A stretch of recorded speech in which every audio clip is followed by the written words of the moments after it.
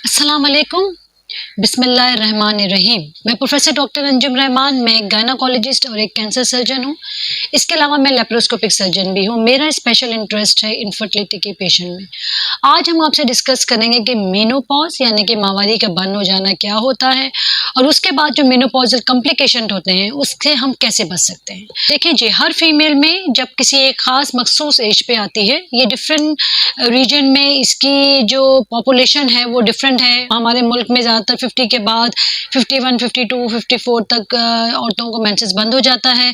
कुछ ऐसे मुल्क भी हैं, कुछ ऐसे रीजन्स भी हैं जहाँ पे ये थोड़ा सा डिले होता है, मगर ज़रूरी नहीं होता कि 50 के बाद ही आपका मेंसेस बंद हो। बहुत दफ़ा बहुत ऐसी कॉजेज़ भी होती हैं जिससे टाइम से पहले माहवारी बंद हो सकती है, जिसको हम प्री मैच्योर मेनोपॉज कहते हैं। तो मेनोपॉज है माहवारी का बंद होना और प्री मैच्योर मेनोपॉज है कि टाइम से पहले मेंसेस का बंद हो जाना।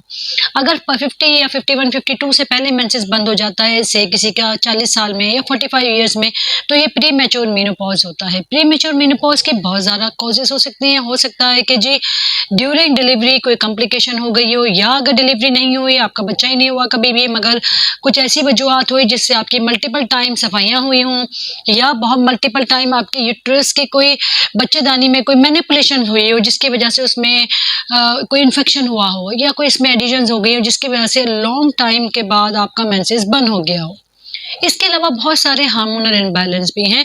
जैसे कि मैं आपसे हमेशा डिस्कस करती हूँ कि ख़वातीन को जो बेसिकली हमारे मेंसेस को रेगुलेट करता है, या रिप्रोडक्टिव इश्यूज़ को, औलाद होना ना होना व्हाटएवर, ये सब चीज़ों को मखसूस हार्मोन्स औरतों के अंदर होते हैं। बेसिकली मोस्ट कॉमनली ईस्ट्रोजन और प्रोजेस्टेरोन, ये इसको कंट्रोल करते हैं।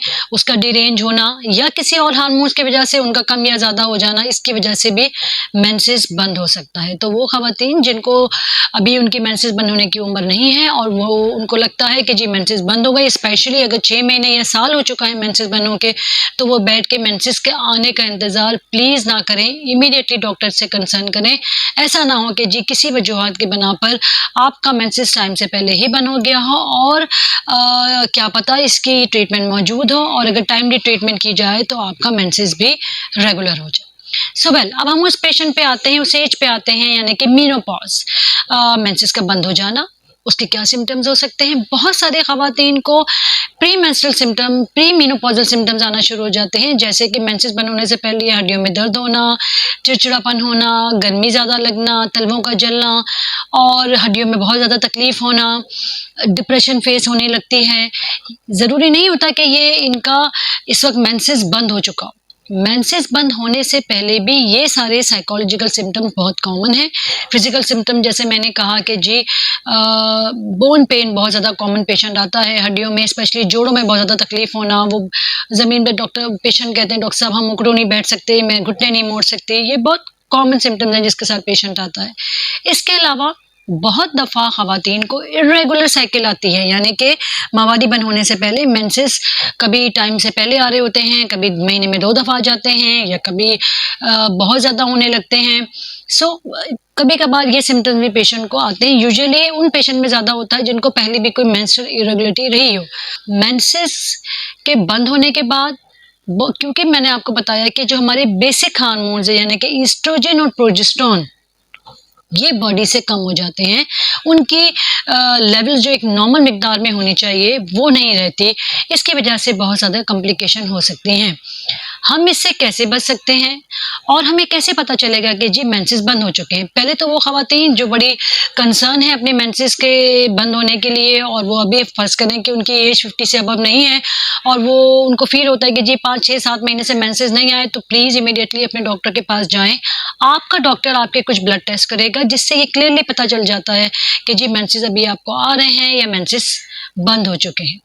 और अगर मेंसेस बंद हो चुके हैं या आपको मेंसेस से पहले ही ऐसे कुछ सिम्टम्स आ रहे हैं, तो बहुत अच्छी मेडिकेशंस हैं जो अवेलेबल हैं, जो आपको इन किसी सारे में से जो मैंने आपसे डिस्कस किया, इन तरह की जो आपकी परेशानियां हैं, यानी कि बोन पेन होना, डिप्रेशन होना, ना रात को नींद प्रॉपर नहीं आना, तलवों का जलना, रेस्टलेसनेस होना, और कोई भी इस तरह की कंप्लेन हो उसके लिए प्रॉपर मेडिकेशन अवेलेबल है, जिसको अगर आप टाइमली लेंगे तो उससे आप बहुत सारी चीज़ों से बच सकते हैं, बहुत सारी बीमारियों से, बहुत सारी तकलीफ से बच सकते हैं।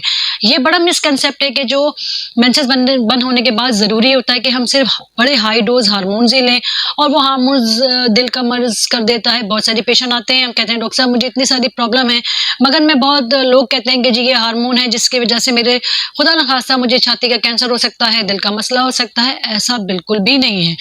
बहुत सारी मेडिकेशन अवेलेबल हैं, बहुत सारी थेरेपीज अवेलेबल हैं, जिसको लेने से आपकी सेहत को बहुत अच्छा इफेक्ट होगा। आपके ये सारे खुदा न खास्ता इनमें से जो भी सिम्टम्स हैं वो टाइमली रिजॉल्व हो जाएंगे। मगर इम्पॉर्टेंट बात यह है कि जैसे ही आपको मेनोपॉजल सिम्टम्स आने लगे, ज़रूरी नहीं है कि मेंसेस बंद हो। मैं फिर रिपीट करती हूँ, बहुत सारी ख़वातीन को मेंसेस के बंद होने से पहले ही वो सिम्टम्स आ जाते हैं।